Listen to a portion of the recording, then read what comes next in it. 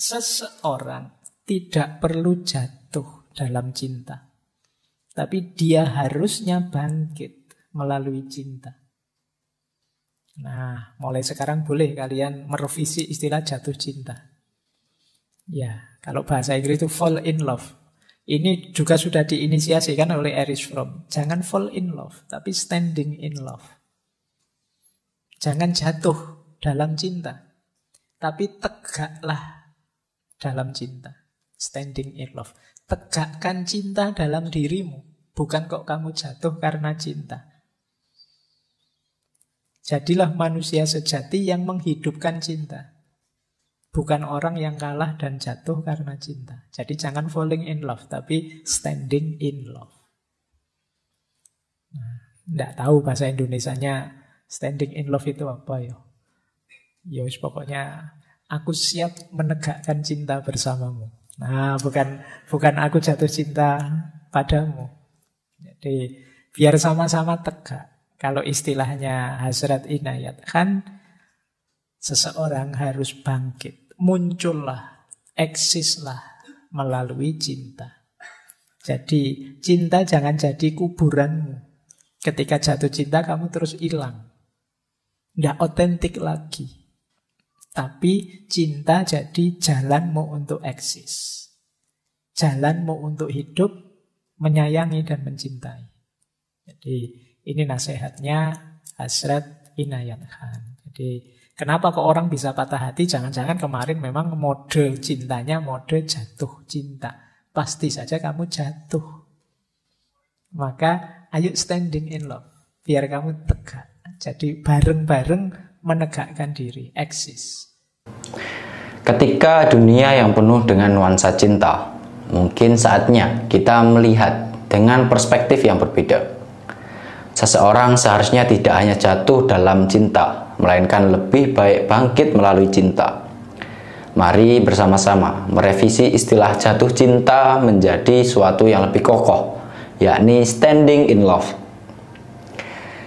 Seringkali kita terjebak dalam romantika jatuh cinta, namun inisiatif ini mengajak kita untuk tegak dalam cinta, menjadi cinta sebagai kekuatan yang membangkitkan atau memperkukuh diri kita. Dalam bahasa Inggris, istilah falling in love bukan terjatuh karena cinta. Lain. Artinya mari tegak dalam cinta, bukan terjatuh karena cinta. Pesan ini tak hanya tentang romantika, tetapi juga tentang menghidupkan cinta dalam diri kita menjadi manusia sejati yang tidak merasakan kalah dan jatuh karena cinta. Dengan bersama-sama menegakkan cinta dalam diri kita akan menjalani kehidupan dengan penuh makna. Mencintai dengan kekuatan yang kokoh dan menjadi cinta sebagai landasan eksistensi kita. Mari bersiap untuk memahami lebih dalam mengenai standing in love bersama-sama.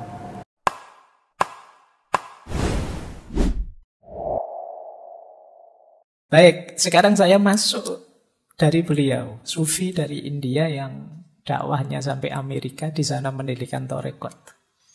Torekot Inayati dari beliau Hazrat Inayat Khan.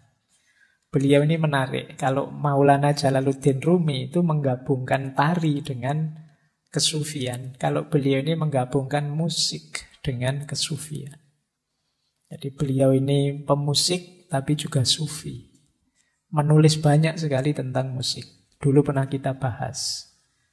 Saya lupa itu di tahun berapa. Mungkin 2021 atau berapa. Zaman pandemi. Saya masih ingat karena di era pandemi kan saya ngomong sendiri di kamar itu. Jadi, ya, antara lain ditemani oleh beliau, Hazrat Inayat Khan ini. Baik, ada beberapa pandangan dari Hazrat Inayat Khan. Yang pertama, beliau mengingatkan kita, mirip seperti Imam Syafi'i tadi, cinta adalah berkah, tetapi berubah menjadi kutukan dalam keterikatan. Jadi lagi-lagi penyakitnya adalah keterikatan. Lupa gimana Pak, saya mencintai tapi tidak terikat itu bagaimana? Jadi kalian membutuhkan orang lain ya. Kalian memerlukan orang lain untuk mendukung aneka kepentinganmu manusiawi. Tapi jangan terikat. Terikat itu berarti menjadikan dia segalanya. Kalau tidak dia, ya tidak. Kalau tidak ada dia, aku tidak mungkin bahagia. Kalau tidak ada dia, aku tidak mungkin jadi orang baik. Kalau tidak ada dia, aku tidak. Ini namanya terikat. Jadi tidak terikat itu alhamdulillah kamu mau bersama-sama denganku untuk bertauhid, menomorsatukan Allah. Tapi kamu tidak segalanya.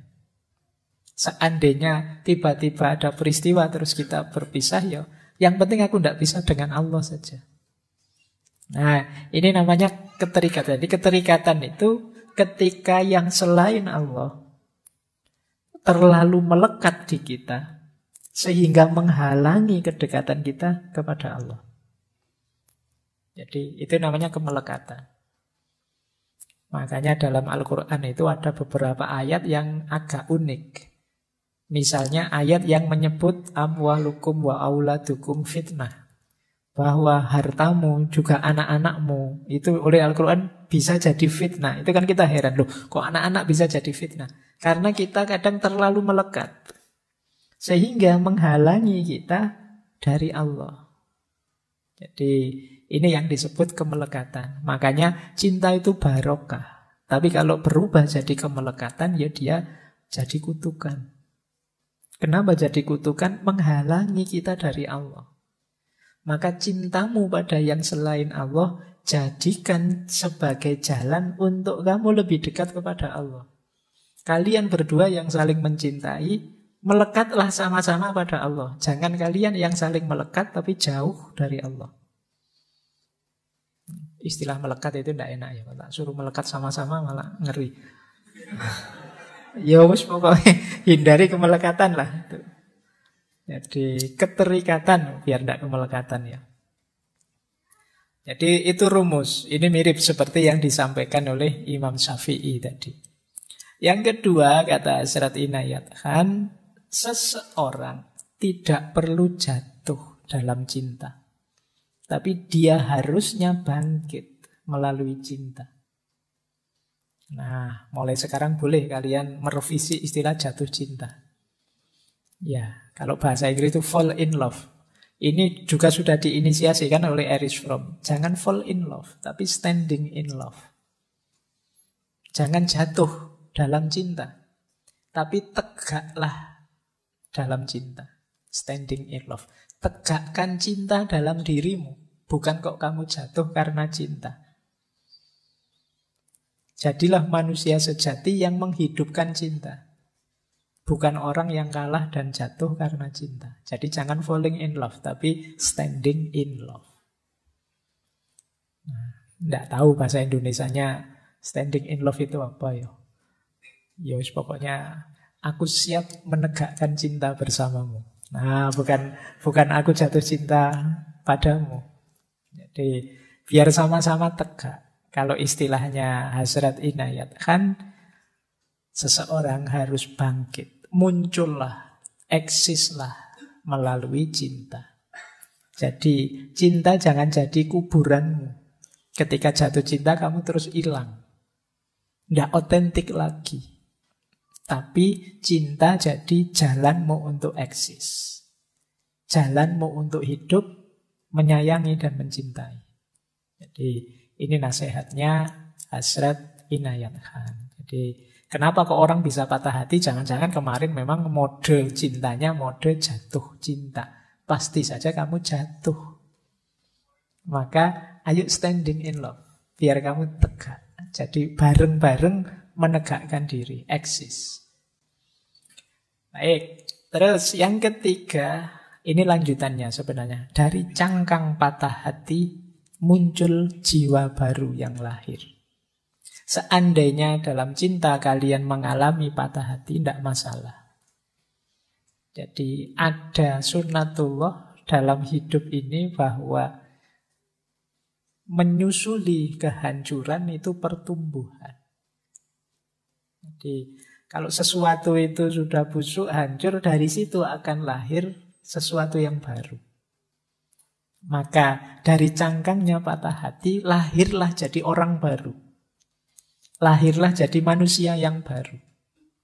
Kalau kalian sangat kecewa dengan apapun sebelumnya dalam hidupmu, tidak hanya patah hati ditinggal pacar, kecewa karena apapun, maka jangan ambruk, jangan jatuh, keluarlah tegak bahwa inilah aku yang baru sekarang. Misalnya kok sangat apes, terpaksa kamu kuliah kok di DO. Begitu kamu di DO, keluar dari kampusmu sambil bilang, inilah aku yang baru, yang lahir. Jadi keruntuhanmu adalah sumber kelahiranmu kembali. Jadi kamu tidak depresi. Ditinggal pasanganmu juga begitu. Begitu ditinggal, ya sudah, sekarang aku sendiri, berarti inilah aku yang sekarang baru, yang tidak kayak kemarin. Yang tiap hari stres karena ngeladeni kamu, sekarang aku bebas. Jadi dari cangkang patah hati muncul jiwa baru yang lahir. Hidup itu kan selalu ada sulitnya, selalu ada jatuh bangunnya. Ketika kamu jatuh, jadikan itu titik tolak kelahiran yang baru. Ya kalau kamu sukses, jadikan titik tolak untuk semakin tinggi, semakin mengembangkan diri.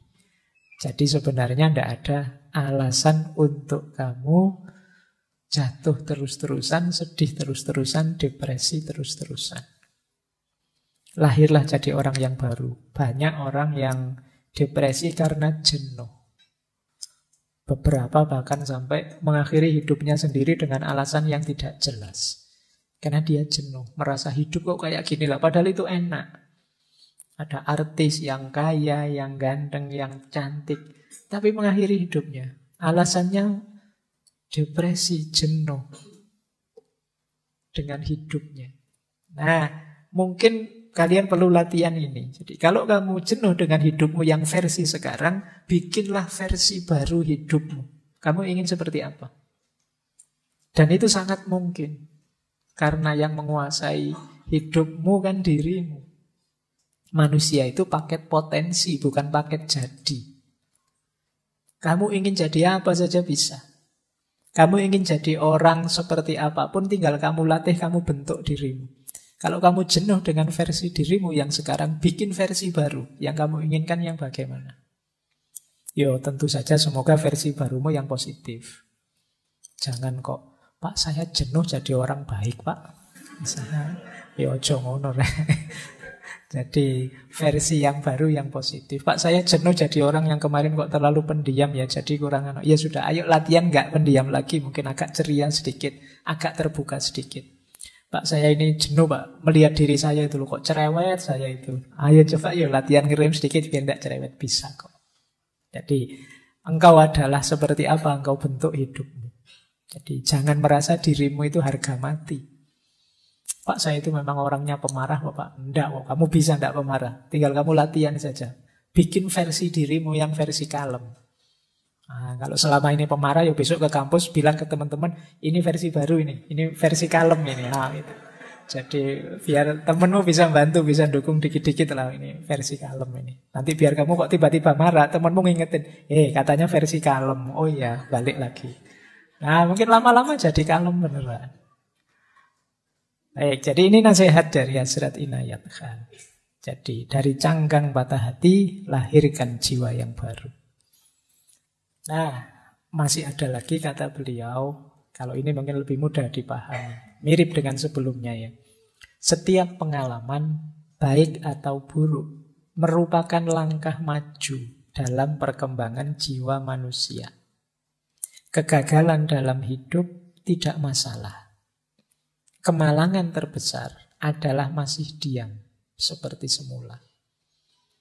Jadi kata Hazrat Inayat Khan, hidup itu ada baik, ada buruk, ada naik, ada turun biasa.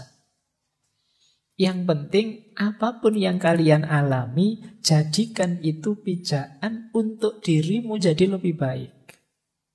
Gagal tidak masalah, justru dengan kegagalan itu kamu bisa mengevaluasi dirimu, kurangnya di mana, dan besok jadi lebih baik.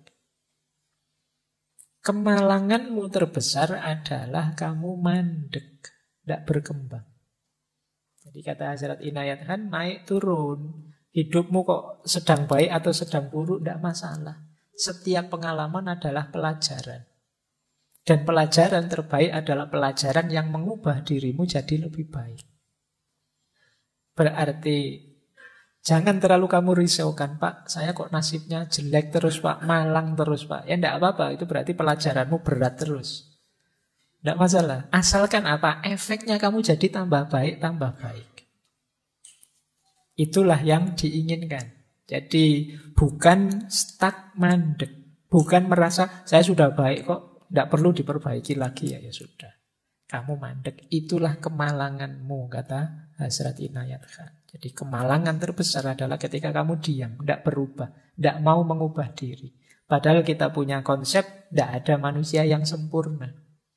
Manusia itu selalu ada kurangnya. Berarti kita ini hidup ideal itu hidup yang berproses lebih baik, lebih baik. Kita lanjutkan. Kita semua sedang dalam perjalanan. Hidup itu sendiri adalah sebuah perjalanan. Tidak ada yang menetap di sini. Kita semua lewat. Dan karena itu tidak benar mengatakan bahwa kita harus melakukan perjalanan spiritual dan menghancurkan hidup kita yang menetap. Kenapa? Karena tidak ada orang yang hidupnya menetap di sini. Semuanya gelisah dan semuanya dalam perjalanan. Kegembiraan hidup adalah kegembiraan perjalanan. Jadi kata Hazrat Inayat Khan, hidup ini proses perubahan perjalanan.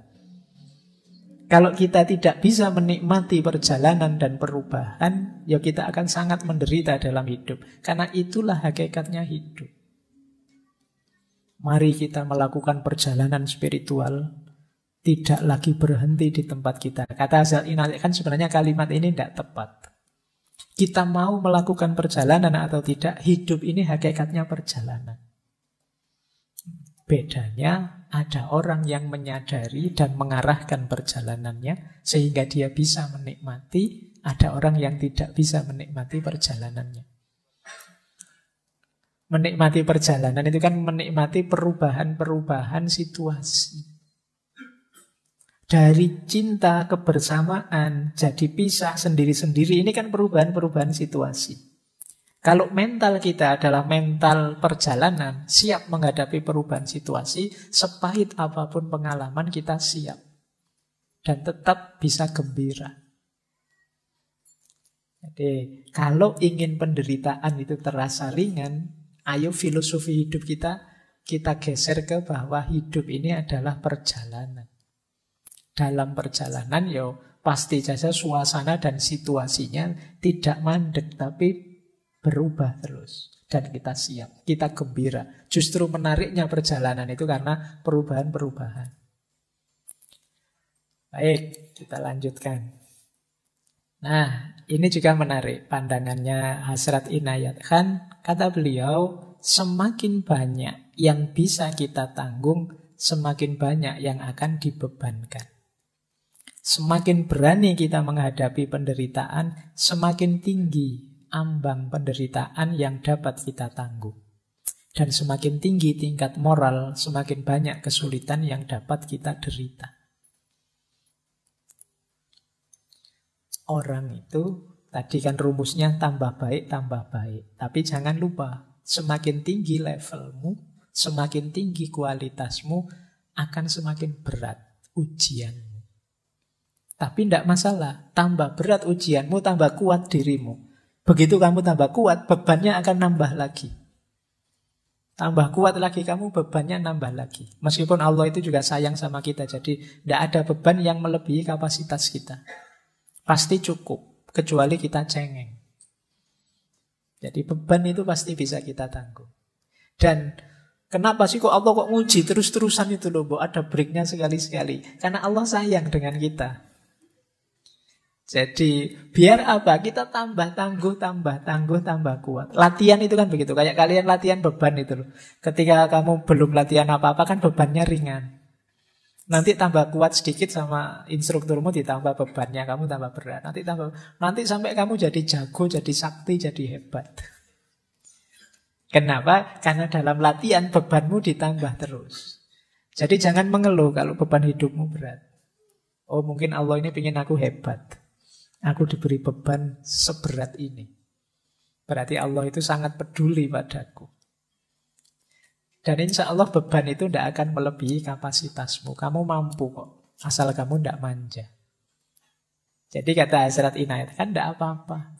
Semakin berat beban, yo ini tanda-tanda kamu akan jadi semakin kuat. Kapasitasmu nambah, bebanmu akan nambah. Ujian moral juga begitu. Semakin kamu baik secara moral, mungkin kesulitanmu juga akan nambah. Kamu semakin murah hati, mungkin diuji dengan kesulitan lebih besar daripada ketika kemarin kamu pelit.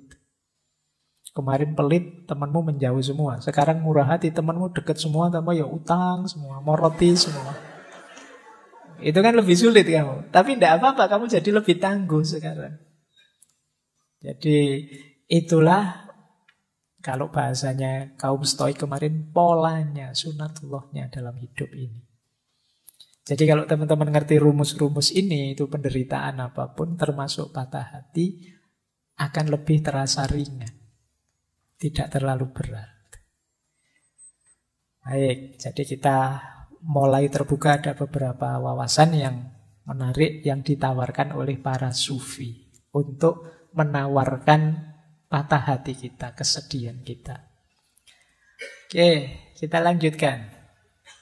Sekarang kita masuk ke gurunya Jalaluddin Rumi, Syekh Syamsuddin At-Tabrizi. Syekh Syamsul Tabriz. Ini sebelum ke Rumi ya, kita masuk ke beliau sebentar.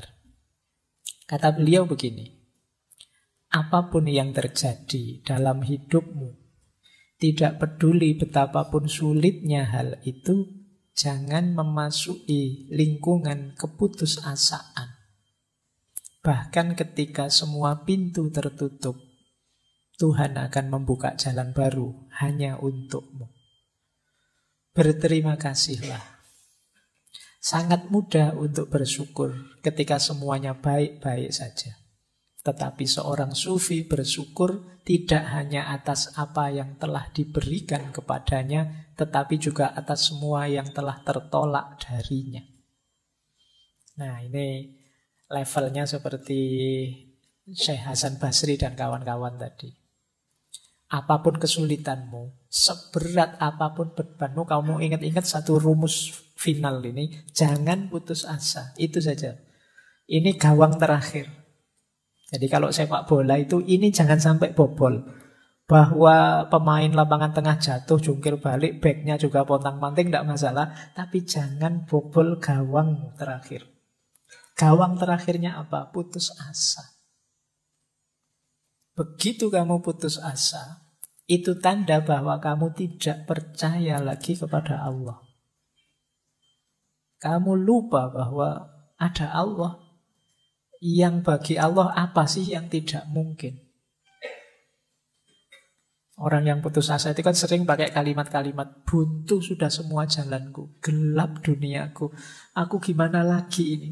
Kamu lupa masih ada Tuhan, masih ada Allah. Jadi Syekh Syamsul Tabriz mengingatkan kita, apapun kesulitanmu, apapun bebanmu, jangan biarkan gawangmu yang terakhir ini bobol, yaitu keputusasaan. Makanya putus asa itu kan kalau dalam Al-Quran disebut kekufuran. Karena apa? Karena orang yang putus asa berarti dia melupakan Allah atau tidak percaya dengan kekuasaannya Allah. Kata Syekh Syamsul Tabriz, meskipun semua pintu rasanya tertutup, Allah masih bisa kok. Bukan membuka pintu, bahkan membuat pintu baru Allah bisa. Yang tidak terbayangkan mungkin selama ini olehmu. Jadi tidak mungkin Pak lewat ini, lewat itu, lewat ini. Jalan yang saya hitung itu tidak ada yang beres. Itu kan hitunganmu. Jadi bagi Allah apa yang mustahil? Wong dari Masjidil Haram ke Masjidil Aqsa, dari Masjidil Aqsa ke Sidratul Muntaha yang bisa dalam waktu semalam. Meskipun di medsos banyak orang yang mendebat, masuk akal. Masa ini namanya mukjizat ya memang tidak masuk akal. Kalau masuk akal ya tidak mukjizat namanya. Jadi memang tidak harus masuk ke akalmu. Kalau bisa terjangkau oleh pikiranmu, oleh akalmu itu masih biasa. Wong ini peristiwa luar biasa kok. Jadi banyak kemarin saya baca di medsos itu. Naik ke langit ke-7, langit itu apa? Pikirannya kan aneh-aneh. Jadi tidak masuk akal saya. Ya memang tujuannya tidak untuk dimasukkan akal. Akalmu tidak nyampe. Jadi ini peristiwa luar biasa. Kalau definisinya khorikul adat, beda dengan adat. Memang tidak cocok dengan hukum alam sunatullah sain yang kamu pelajari. Itulah mengapa disebut mukjizat. Jadi memang ada mode polanya sendiri yang berbeda dengan pola saintifik yang selama ini kamu pelajari. Baik. Nah, malah sampai Isra Mi'raj ya. Yuk dilanjutkan. Yuk paling tidak itu ilustrasi ya betapa Allah itu maha kuasa. Yang tidak terduga bisa terjadi. Yang menurutmu apa bisa kebalikannya. Kamu meramal apa yang terjadi sebaliknya. Karena Allah maha kuasa. Kesabaran tidak berarti bertahan secara pasif. Kata Syekh Samsuddin At-Tabrizi. Sabar itu berarti berpandangan jauh ke depan untuk mempercayai hasil akhir dari suatu proses. Ini kalau pakai bahasa yang lain, sabar itu sama dengan orang yang optimis. Jadi kalau kita yakin hasilnya akan baik, ya kita mudah untuk sabar. Orang sabar itu justru visioner, dia pandangannya ke depan. Apa yang dimaksud dengan kesabaran? Nah, ini definisinya menarik. Syekh Samsuddin At-Tabrizi ini. Sabar itu melihat duri dan juga melihat bunga mawarnya. Melihat malam dan juga melihat fajar. Jadi untuk sampai pada mawar ya harus tahu ada duri yang harus dilewati. Ini sabar. Untuk sampai fajar kita harus tahu harus melampaui malam. Ini sabar. Berarti apa? Untuk mencapai kesuksesan, kebahagiaan, ya kita harus siap sulit, siap menderita. Itulah mengapa jangan dikeluhkan penderitaanmu. Patah hatimu jangan membuatmu putus asa. Sabarlah, memang untuk bisa meraih keindahannya mawar, kamu harus sanggup melampaui durinya. Untuk bisa melihat indahnya fajar, kamu kan harus sanggup menahan hidup di malam hari. Jadi kalau mau melihat sunrise itu kan ya dibelani ngantuk-ngantuk malam tidak tidur, naik ke atas gunung sampai sana, alhamdulillah bisa kelihatan sekarang sunrise. Itu kan kamu ada tirakatnya itu kan, capek-capek menahan tidak tidur. Jadi ya meskipun setelah melihat sunrise kan kamu hasilnya kan bisa selfie-selfie, foto-foto itu saja. Nah, hidup juga begitu. Kamu kalau ingin meraih keindahannya harus siap dengan pahitnya. Kita itu seringkali hanya fokus pada mawarnya saja, fokus pada fajarnya saja. Lupa dengan malamnya, lupa dengan durinya. Itu yang membuat kita begitu dropnya ketika mengalami patah hati, ketika mengalami kesulitan hidup. Padahal justru kesulitan itulah yang akan mengantarkan kita pada keindahan. Ini pendapatnya Syekh Samsuddin At-Tabrizi. Ketidaksabaran berarti menjadi picik untuk tidak dapat melihat hasilnya. Jadi orang tidak sabar itu ya hanya lihat pahitnya saja. Tidak lihat bahwa setelah pahit ada manisnya.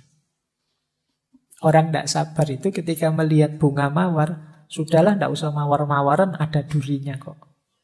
Nah, kenapa? Dia tidak tahan, dia hanya lihat durinya. Dia lupa bahwa kalau nanti bisa dapat mawar, indah loh itu. Ya kalau kamu tidak siap menunggu malam, ya kamu tidak akan ketemu indahnya fajar. Sudahlah, tidak usah nyari-nyari fajar, tidur saja enak misalnya, ya sudah. Ini yang disebut tidak sabar. Para pecinta Tuhan tidak pernah kehabisan kesabaran. Karena mereka tahu bahwa agar bulan sabit menjadi purnama dibutuhkan waktu. Tidak mungkin hari ini bulan sabit, besok langsung purnama. Kalau sudah begitu, kiamat itu berarti. Mesti kamu harus nunggu dulu waktunya. Dari bulan sabit jadi purnama, ya paling tidak kamu nunggu 15 hari ya. Setengah bulan. Itu pun purnama tidak seterusnya nanti jadi bulan sabit lagi. Itulah kehidupan. Kalau kamu kehilangan kesabaran, hidupmu akan sangat berat. Karena modenya hidup itu naik turun. Tidak mungkin orang hidup itu seneng terus, enak terus. Meskipun kamu pinginnya begitu. Hidup itu mesti ya kadang seneng, kadang tidak seneng, kadang enak, kadang tidak enak. Itu wajar. Siaplah menghadapi hidup yang seperti ini. Kunci bahagiamu justru di situ. Kalau kamu siapnya seneng saja, ya siap-siap hidupmu banyak stres, banyak depresi. Semoga tidak ada yang di sini hidupnya nyari susah saja. Kan ada orang itu yang kalau bisa sulit kenapa dibuat mudah, itu namanya nyari susah. Orang itu normalnya nyari senang, dia malah nyari susah. Kalau ndak rumit ndak enak Pak, ndak asik Pak. Yo salahmu dewi kalau gitu. Baik, ya jadi orang yang normal-normal saja. Wajarnya kita mencari kebahagiaan, kesenangan, tapi kita harus sadar hidup ini ada kesulitan juga, ada problem juga, ada naik turunnya juga. Baik, ini dua nasihat dari Syekh Syamsuddin At-Tabrisi. Gurunya banyak sufi juga, sosok beliau agak misterius. Dulu pernah kita bahas waktu membahas Mahabbah Ilahiyah kalau tidak salah. Baik, kita lanjutkan. Nah, kata beliau begini. Ini bagi yang suka mematahkan hatinya orang lain. Ini masih Syekh Syamsuddin At-Tabrisi. Ini perspektif berbeda ya. Kalau tadi yang mengalami penderitaan, ini yang membuat orang lain menderita. Kata Syekh Syamsuddin At-Tabrisi, kalau engkau selalu mematahkan hati orang lain, apapun ibadah yang kamu lakukan tidak ada nilainya. Mematahkan hati orang lain itu membuat orang lain kecewa secara sengaja, membuat orang lain putus asa secara sengaja, membuat orang lain merasa bersalah secara sengaja, membuat orang lain drop secara sengaja. Ini kalau yang dikatakan oleh Syekh Syamsuddin At-Tabrisi ini benar, jangan-jangan kita sering ada di sini. Apalagi di medsos. Di medsos itu kan kita sering secara sengaja biar orang yang tidak kita sukai drop, jatuh, kecewa, merasa bersalah, merasa putus asa. Nah, ada temennya ngapain, lu kamu kok begitu, kafir kamu kalau sudah begitu. Terus temenmu stres, waduh, saya sudah kafir ternyata, gimana? Iya. Nah, patah hatinya dia, depresi, melakukan kebaikan saja masih dituduh-tuduh, dituding-tuding. Terus dia putus asa. Kata Syekh Syamsuddin At-Tabrisi, kalau engkau selalu mematahkan hati orang lain, apapun ibadah yang kamu lakukan, tidak ada nilainya. Kita kan kadang senang, kadang bangga kalau membuat orang kecewa, khususnya orang yang kita benci atau kelompok yang tidak kita sukai. Rasa, baru tahu dia, keliru dia kan, baru tahu dia, rasakan kamu kecewa, rasakan kamu salah, rasakan kamu. Ini namanya mematahkan hatinya orang lain. Jangan lupa bahwa Allah itu mencintai manusia. Siapa saja dia, di level apapun dia. Jadi, maka ayo kita cintai semuanya. Apapun keadaannya, apapun kondisinya. Ya dengan cara mencintai yang proper tentu saja. Mencintai yang proper itu bukan selalu disetujui saja. Kalau tidak pas, ya diluruskan dengan baik. Tidak dipatahkan hatinya. Kalau cocok, didukung. Ini namanya mencintai. Jadi, yo kalau bisa kita bangun peradaban saling mencintai, saling peduli. Bukan peradaban saling menjatuhkan, saling berlomba bahwa akulah yang paling tinggi, yang paling benar, yang paling lolos, yang masuk ke surga pertama, yang paling diridhoi Allah. Yo kalau bisa kita masuk surga pertama semuanya bareng-bareng. Jadi tidak harus giliran.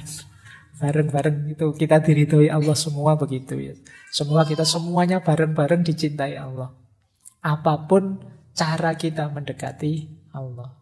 Jadi, yo beda-beda itu wajar. Yo memang hidup itu kan begitu. Ada macam-macam cara, macam-macam gaya untuk dekat dengan Allah. Jadi jangan jadikan perbedaan itu alasan kita saling mematahkan hati. Saling membuat orang kecewa dan putus asa. Kalau bisa saling kita dukung, ya sudah, pendapat saya begini, pendapatmu begitu, silahkan lakukan kebaikan semaksimal mungkin sesuai keyakinanmu, aku pun akan melakukan kebaikan semaksimal mungkin sesuai keyakinanku. Insya Allah kalau yang kita lakukan sama-sama kebaikan akan menghadirkan ridhonya Allah.